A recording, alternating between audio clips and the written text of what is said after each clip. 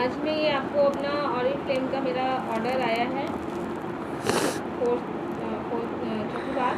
मैं आपको ये दिखाना चाहती हूँ, मैंने इस बार शेक मंगवाया है अपने लिए और ये ओमेगा 3 का पूरा सेट आया है। ये मैंने वनीला फ्लेवर में मंगवाया है, ठीक है। और उसके साथ में मेरे 100 रुपीज़ भी कंप्लीट हो चुके हैं।